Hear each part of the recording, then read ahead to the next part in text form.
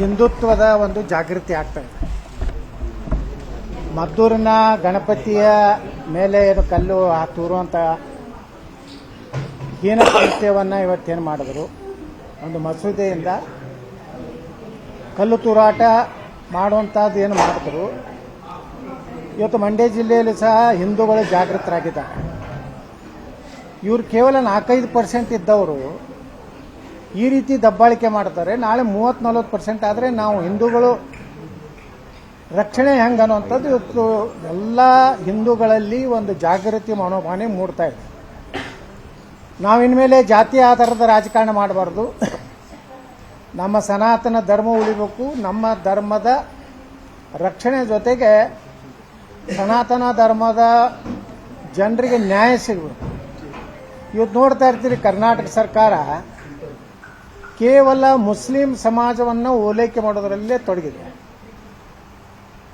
ಒಬ್ಬ ರಾಜ್ಯದ ಮುಖ್ಯಮಂತ್ರಿಯಾಗಿ ನನಗೆ ಇನ್ನೊಂದು ಜನ್ಮ ಇದ್ದರೆ ನಾನು ಮುಸ್ಲಿಮ್ನಾಗ್ತೇನೆ ಅಂತ ಹೇಳ್ತಾರೆ. ಯಾವ ಹಿಂದೂಗಳ, ಅದರಲ್ಲಿ ವಿಶೇಷವಾಗಿ ಹಾಲು ಮತ್ತು ಕುರುಬ ಸಮಾಜದ ಜನ ಬದಾಮಿಯಲ್ಲಿ, ನಮ್ಮ ಕಡೆ ಅದು ರುಮಾಲ್ ಅಂತ ಕರಿತೀವಿ, ಈ ಕಡೆ ಪೇಟ ಕರೀತಾರೆ. ಅದನ್ನು ಸುತ್ತಲಿಕ್ಕೆ ಬಂದರೆ, ಕುಂಕುಮ ಹಚ್ಚಲಿಕ್ಕೆ ಬಂದರೆ ತಿರಸ್ಕಾರ ಮಾಡಿ ಅಸಹ್ಯಕರ ರೀತಿಯಲ್ಲಿ ಮಾತಾಡ್ತಾರೆ. ಆದರೆ ಮುಸ್ಲಿಂ ಕಾರ್ಯಕ್ರಮದಲ್ಲಿ ಅತ್ಯಂತ ಸಂತೋಷದಿಂದ ಅವ್ರು ಹಾಕುವಂಥ ಟೋಪಿ ಹಾಕ್ಕೊಂಡು, ಅವ್ರು ಹಾಕುವಂಥ ಅರಬಸ್ಥಾನದ ಡ್ರೆಸ್ಗಳನ್ನು ಹಾಕ್ಕೊಂಡು ಅತ್ಯಂತ ಸಂತೋಷದಿಂದ ಅಭಿಮಾನದಿಂದ ಬೀಗ್ತಾ ಇರ್ತಾರೆ. ಇದು ಏನು ಸಂದೇಶ ಹೋಗ್ತಾ ಇದೆ ಅಂದರೆ, ರಾಜ್ಯದಲ್ಲಿ ಹಿಂದೂಗಳ ರಕ್ಷಣೆ ಆಗ್ತಾ ಇಲ್ಲ. ಇವತ್ತು ನೋಡಿ, ಮೊನ್ನೆ ಅಲ್ಪಸಂಖ್ಯಾತ ಇಲಾಖೆಯಿಂದ ಪೊಲೀಸ್ ಇಲಾಖೆಯ PSI ಭರ್ತಿಯ ಸಲುವಾಗಿ ಮುಸ್ಲಿಮರ ಯುವಕರಿಗೆ ತರಬೇತಿ ಕೊಡುವಂಥದ್ದು. ಅಂದರೆ ಏನು ಅರ್ಥ ಇದು? ದಲಿತರಿಗಿಲ್ಲ, ಹಿಂದುಳಿದ ವರ್ಗದವ್ರಿಗಿಲ್ಲ. ಪೊಲೀಸ್ ಇಲಾಖೆಯಲ್ಲಿ ಹೆಚ್ಚು ಮುಸ್ಲಿಮರ ತುಂಬಬೇಕು ಅನ್ನುವಂಥ ಸಂಚು ಇವತ್ತೇನು ಮಾಡ್ತಾ ಇದ್ದಾರೆ. ಇದರ ಅರ್ಥ ಕರ್ನಾಟಕವನ್ನು ಮುಸ್ಲಿಮೀಕರಣ ಮಾಡುವಂಥ ಕೆಟ್ಟ ಸಂಸ್ಕೃತಿಗೆ ಇವತ್ತು ರಾಜ್ಯ ಸರ್ಕಾರ ಬಂದಿದ್ದು. ಮತ್ತು ಹಿಂದೂ ಪರವಾಗಿ ಯಾವ ರಾಜಕಾರಣಿಗಳು ವಿಧಾನಸಭೆಯಲ್ಲಿ ಮಾತಾಡುವುದಿಲ್ಲ. ಹಿಂದೂಗಳಿಗೆ ಅನ್ಯಾಯ ಆದಾಗ ಪ್ರತಿಭಟನೆಯನ್ನು ಪಾಲ್ಗೊಳ್ಳುವುದಿಲ್ಲ. ಇದೆಲ್ಲ ಏನು ಅನಿಸಿದೆ ಅಂದರೆ, ಮಂಡ್ಯ ಜಿಲ್ಲೆಯಲ್ಲಿಯೂ ಸಹ ನಮ್ಮ ಸಮಸ್ತ ಎಲ್ಲ ಜಾತಿ ಮತ ಪಂಥ ದ್ವೇಷ ರಾಗ ಎಲ್ಲ ಬಿಟ್ಟು ಹಿಂದೂಗಳು ಒಂದಾಗ್ತಾ ಇರುವಂಥ ಸಂಕೇತ ಇವತ್ತು. ಮೊನ್ನೆ ನಾವು ಮದ್ದೂರಿಗೆ ಬಂದಾಗ ಹಿಂದಿನ ದಿವಸನೇ ಸಾರ್ವಜನಿಕ ಗಣಪತಿ ವಿಸರ್ಜನೆ ಆಗಿತ್ತು. ನಾನು ಬಂದಂಥ ಸಂದರ್ಭದಲ್ಲಿ ಯಾವುದೇ ವಿಶೇಷ ಕಾರ್ಯಕ್ರಮ ಇರಲಿಲ್ಲ. ಆದರೆ ಮಂಡ್ಯ ಜಿಲ್ಲೆಯ ಮದ್ದೂರಿನ ಜನ ಇವತ್ತು ಏನು BJP ನಾಯಕರು ಬಂದಾಗ, ನಮ್ಮ ಪ್ರತಾಪ್ ಸಿಂಗ್ ಅವರು ಬಂದಾಗ, ಅದರ ನಂತರ CT ರವಿ ಬಂದಾಗ ಯತ್ನಾಳ್ ಅನ್ನುವಂಥ ಕೂಗೇನು ಕೂಗಿದ್ರು, ಅವಾಗ ನನಗನ್ನಿಸ್ತು, ನಾನೊಬ್ಬ ಉತ್ತರ ಕರ್ನಾಟಕದ ವಿಜಯಪುರದ ಒಬ್ಬ ಶಾಸಕನಾಗಿದ್ದರೂ ಸಹ ಈ ಮಂಡ್ಯ ಜಿಲ್ಲೆಯ ಮದ್ದೂರಿನ ಕಾರ್ಯಕರ್ತರು, ಯುವಕರು, ಹಿಂದೂಗಳು ನನ್ನನ್ನು ಎಷ್ಟು ಪ್ರೀತಿ ಮಾಡ್ತಾ ಇದ್ದಾರಲ್ಲ ಅಂತ ಕಾರಣದಿಂದ ನಾನು ಬಂದಿದ್ದೆ. ಸುಮಾರು 20,000 ಜನ ಅವತ್ತು ಸೇರಿದ್ರು. ಅದೇ ಸಂದರ್ಭದಲ್ಲಿ ನಮ್ಮ ಕಾರ್ಯಕರ್ತರು ಎಲ್ಲ ನಮ್ಮ ವಿಶ್ವ ಹಿಂದೂ ಪರಿಷತ್ ಆಗಲಿ, ಬಜರಂಗ ಸೇನೆ ಆಗಲಿ, ಬಜರಂಗ ದಳ ಆಗಲಿ, ಟೋಟಲಿ ಎಲ್ಲ ಪರಿವಾರದವ್ರು ಕೂಡಿ ಕೆರೆಗೂಡು ಕಾರ್ಯಕ್ರಮಕ್ಕೆ ನೀವು 12ನೇ ತಾರೀಕಿಗೆ ಬರಬೇಕು ಅನ್ನೋಂಥ ಒಂದು ಏನೋ ನಮಗೆ ಸೂಚನೆ ಕೊಟ್ಟಿದ್ದರು. ಆ ಹಿನ್ನೆಲೆಯಲ್ಲಿ ನಾನು ಭಾಳ ಖುಷಿ ಆಗೋದೇನೆಂದರೆ, ಇಡೀ ಕರ್ನಾಟಕದಲ್ಲಿ ನಾನು ಸುತ್ತಾಡ್ತಾ ಇದ್ದೀನಿ. ಬೀದರ್ನಿಂದ ಹಿಡಿದು ಎಲ್ಲ ರಾಜ್ಯದ ಮೂಲೆ ಅಡ್ಡಾಡ್ತಾ ಇದ್ದೀನಿ. ನಾವು ಉದಾಹರಣೆ ಕೊಡ್ತಾ ಇರುವಂಥದ್ದು ಮಂಡ್ಯ ಜಿಲ್ಲೆ ಮದ್ದೂರಿನಲ್ಲಿ ಇಟ್ಟು ಜಾಗೃತಿ ಆಗಿದೆ ಅಂದರೆ, ಕರ್ನಾಟಕದಲ್ಲಿ 2028ರ ಚುನಾವಣೆಯಲ್ಲಿ ಈ ರಾಜ್ಯದಲ್ಲಿ ಹಿಂದೂ ಪರವಾದಂಥ ಒಬ್ಬ ವ್ಯಕ್ತಿ, ಹಿಂದೂ ಸರ್ಕಾರ ಬರಬೇಕನ್ನುವಂಥ ಭಾವನೆ ಇವತ್ತು ಎಲ್ಲರಲ್ಲಿ ಬಂದ್ಬಿಟ್ಟಿದೆ. ನಾನು ಇವತ್ತು ಒಂದು ಹನುಮಾನ್ ದೇವಸ್ಥಾನ ದರ್ಶನಕ್ಕೆ ತಗೊಂಡ್ಲಿಕ್ಕೆ ಹೋದಾಗ ಒಬ್ಬ ಆಟೋ ರಿಕ್ಷಾ ಚಾಲಕ 17 ವರ್ಷದಿಂದ ಹಿಂದೆ ಅವರ ಮದ್ದೂರಿನಲ್ಲಿ ಒಂದು ಭಗವಾ ಜೆಂಡಾ ಸುಟ್ಟಿದ್ದಕ್ಕೆ, ಅದರ ಪ್ರತಿಭಟನೆ ಮಾಡಿದ್ದಕ್ಕೆ ಒಂದು ಕೇಸ್ ಹಾಕಿದ್ರು ಪೊಲೀಸರು.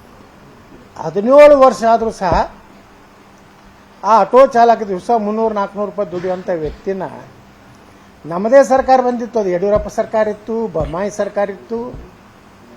ಜಗದೀಶ್ ಶೆಟ್ಟರ್ ಸರ್ಕಾರ ಇತ್ತು, ಸದಾನಂದ ಗೌಡರ ಸರ್ಕಾರ ಇತ್ತು. ಆದರೆ ಒಂದು ಕೇಸನ್ನು ವಾಪಸ್ ತಗೊಳ್ಳೋದು ಹಿಂದೂಗಳ ಮೇಲೆ ಮಾಡಲಿಲ್ಲ. ಇವತ್ತು ಬಂದಂಥ ಸರ್ಕಾರ ಯಾರು KG ಹಳ್ಳಿ DJ ಹಳ್ಳಿಯಲ್ಲಿ ಪೊಲೀಸ್ ಸ್ಟೇಷನ್ ಬೆಂಕಿ ಹಚ್ಚಲಕ್ಕೆ ಹೋಗಿದ್ರು, ಯಾರು ಹುಬ್ಬಳ್ಳಿಯಲ್ಲಿ ಒಬ್ಬ ಮೌಲ್ವಿ ಪೊಲೀಸ್ ಜೀಪ್ ಮೇಲೆ ನಿಂತು ಪ್ರಚೋದನಕಾರಿ ಭಾಷಣ ಮಾಡಿ ಪೊಲೀಸ್ ಸ್ಟೇಷನ್ ಬೆಂಕಿ ಹಾಕಿ ತಂದಂಥ ಕೇಸ್ಗಳನ್ನು ವಾಪಸ್ ತಗೊಂಥದ್ದು ಕಾಂಗ್ರೆಸ್ ಇವತ್ತು ಮಾಡ್ತದೆ. ಇದರಿಂದ ಜನರಲ್ಲಿ ಏನಾಯ್ತಂದ್ರೆ, ಇವತ್ತು ನಮ್ಮ ಹಿಂದೂಗಳ ರಕ್ಷಣೆ ಗಟ್ಟಿಯಾಗಿ ವಿಧಾನಸಭೆಯಲ್ಲಿ ಸಹ ನಾ ಮಾತಾಡಿದೆ. ಏನು ಯುವಕರಿಗೆ ಇವತ್ತು ಇಡೀ ದೇಶದಲ್ಲಿ DJ ಅನ್ನುವಂಥದ್ದು ಒಂದು ಸಂಗೀತ ಹಚ್ಚಬೇಕನ್ನೋಂಥ ಒಂದು ಹವ್ಯಾಸ, ಅದರಿಂದ ಒಂದು ಅವರಿಗೆ ಹುರುಪು, ಅದನ್ನು ಬ್ಯಾನ್ ಮಾಡುವಂಥ ಕೆಲಸ ಇವತ್ತು ಸರ್ಕಾರ ಮಾಡ್ತು. ಅದು ಬ್ಯಾನ್ ಎಷ್ಟು ವಿಚಿತ್ರ ಅಂದ್ರೆ, ಒಂದು ಜಿಲ್ಲೆಯಲ್ಲಿ ಬ್ಯಾನ್ ಮಾಡ್ತಾರೆ, ಒಂದು ಜಿಲ್ಲೆಯಲ್ಲಿ 1 ಲಕ್ಷ ರೂಪಾಯಿ ಡಿಪಾಸಿಟ್ ತಗೊಂಡು ಅನುಮತಿ ಕೊಡ್ತಾರೆ, ಒಂದು ಜಿಲ್ಲೆಯಲ್ಲಿ ಕೇವಲ 5 ಅಥವಾ 6 ಅಕ್ಷಯ ಹಚ್ಚಬೇಕಂತ ರಿಸ್ಟ್ರಿಕ್ಟ್ ಮಾಡ್ತಾರೆ. ವಿಜಯಪುರದಲ್ಲಿ ಯಾವುದೇ ರಿಸ್ಟ್ರಿಕ್ಷನ್ ಇಲ್ಲ, ಎಲ್ಲ ಕಡೆ DJಗಳನ್ನು ಹಚ್ಚುವಂಥದ್ದು ನನ್ನ ಕ್ಷೇತ್ರದಲ್ಲಿ ಆಯಿತು. ಈ ತಾರತಮ್ಯ ಏನಿದೆ, ನಾವು ವಿಧಾನಸಭೆಯಲ್ಲಿ ಮುಖ್ಯಮಂತ್ರಿಗೆ, ಗೃಹ ಮಂತ್ರಿಗೆ, ಉಪಮುಖ್ಯಮಂತ್ರಿಗೆ ಕೇಳಿದ್ದೇನೆಂದ್ರೆ, ನೀವು ಒಂದು ಕಡೆ DJ ನಿಷೇಧ ಅಂತ ಹೇಳ್ತೀರಿ, ದಿನಾಲು 5 ಸಲ ಮಸೀದಿಯಲ್ಲಿ ನಮಗೆ ಹಿಂದೂ ವಿದ್ಯಾರ್ಥಿಗಳು ಶಾಲೆಗೆ ಹೋಗುವಂಥವ್ರು ಸಹ ಶಿಕ್ಷಣ ಅಭ್ಯಾಸ ಮಾಡಲಿಕ್ಕೂ ಸಹ ತೊಂದರೆ ಮಾಡ್ತಾ ಇರುವಂಥದಕ್ಕೆ ಯಾವುದೇ ಅನುಮತಿ ಇಲ್ಲ. ಅವರಿಗೆ ಸುಪ್ರೀಂ ಕೋರ್ಟ್ ಭಾಳ ಸ್ಟ್ರಿಕ್ಟ್ ಹಾಕಿದೆ. ಇಷ್ಟೇ ಡೆಸಿಮಲ್ದಲ್ಲಿ ನೀವು ಮಾಡುವ ಪ್ರಾರ್ಥನೆ ಅದು ನಿಮ್ಮ ಜನರಿಗೆ, ನಿಮ್ಮ ಮಸೂದಿಯಲ್ಲಿ ಇದ್ದವ್ರಿಗೆ ಅಷ್ಟೇ ಕೇಳಿಸ್ಬೇಕು, ಉಳಿದ ಜನರಿಗೆ ತೊಂದರೆ ಆಗಬಾರ್ದತ್ತು ಕಾನೂನು ಸುಪ್ರೀಂ ಕೋರ್ಟ್ ಹೇಳಿದ್ರು ಸಹ ಅದನ್ನು ಉಲ್ಲಂಘನೆ ಮಾಡಿ ಇವತ್ತು ಏನೋ ಬೇಕಾಬಿಟ್ಟಿಯಾಗಿ ಎಷ್ಟೋ ಮಸೂದಿಗಳು ಕರ್ನಾಟಕದಲ್ಲಿ ಅನುಮತಿ ಇಲ್ಲ, ಸರ್ಕಾರಿ ಜಾಗೆಯನ್ನು ಕಬಳಿಸಿದ್ದಾರೆ, ಯಾವುದೇ ಅನುಮತಿ ತಗೊಂಡಿಲ್ಲ. ಅಲ್ಲಿ ನಡೆಯುವಂಥದ್ದು ಬಹುಶಃ ನಮ್ಮ ಹಿಂದೂಗಳ ದೇವಸ್ಥಾನದಲ್ಲಿ ಎಲ್ಲೂ ಒಂದು ದೇವಸ್ಥಾನದಲ್ಲಿ ಶಸ್ತ್ರಾಸ್ತ್ರ ಸಿಗುವುದಿಲ್ಲ, ಹಿಂದೂ ದೇವಸ್ಥಾನಗಳಲ್ಲಿ ಕಲ್ಲು ಸಿಗುವುದಿಲ್ಲ, ಮತ್ತು ಯಾವುದೇ ಕರ್ನಾಟಕದಲ್ಲಿ ಯಾವುದೇ ಮುಸ್ಲಿಮರ ರಂಜಾನ್ ಇರ್ಬೋದು, ಈದ್ ಮಿಲಾದ್ ಇರ್ಬೋದು, ಒಂದು ಕಡೆನೂ ಹಿಂದೂಗಳು ಕಲ್ಲು ಹಾಕುವಂಥದ್ದು, ತೊಂದರೆ ಮಾಡುವಂಥದ್ದು ಮಾಡಿಲ್ಲ. ಆದಾಗ್ಯೂ ಸಹ ಗಣಪತಿಯ ಒಂದು ಮೂರ್ತಿ ಮೇಲೆ ಕಲ್ಲು ಒಗೆಯುವಂಥದ್ದು, ಉಗುಳುವುದು, ನಾಗಮಂಗಲದಲ್ಲಿ ಇವತ್ತು ಪೆಟ್ರೋಲ್ ಬಾಂಬ್ ಹಾಕುವಂಥದ್ದು, ಸುಮಾರು 16 ಕೋಟಿ ರೂಪಾಯಿ ನಮ್ಮ ಹಿಂದೂಗಳ ಅಂಗಡಿಗಳ ಬೆಂಕಿ ಹಚ್ಚುವಂಥದ್ದು, ಇದೆಲ್ಲ ಆದರೂ ಸಹಿತ ಇವತ್ತು ಕರ್ನಾಟಕದಲ್ಲಿ ಒನ್ ವೇ ಮುಸ್ಲಿಮರ ಬೆಂಬಲಿತ ರೀತಿಯಲ್ಲಿ ಈ ಸರ್ಕಾರ ನಡೀತಾ ಇದೆ.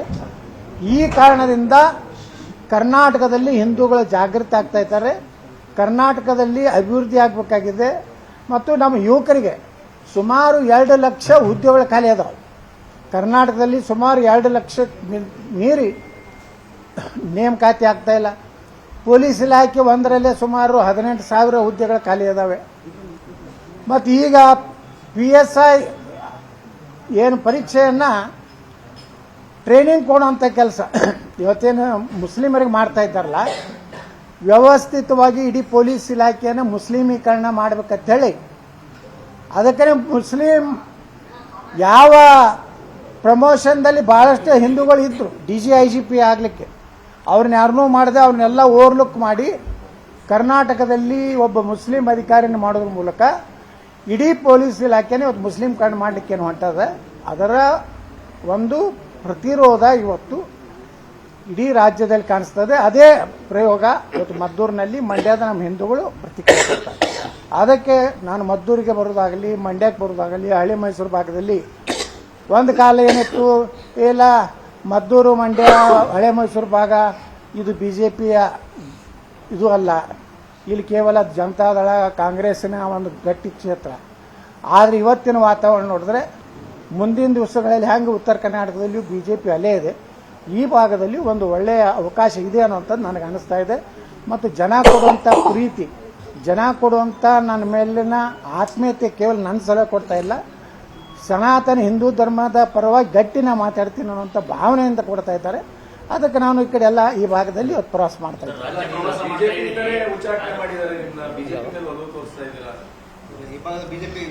ನೋಡ್ರಿ, ಉಚ್ಚಾಟನೆ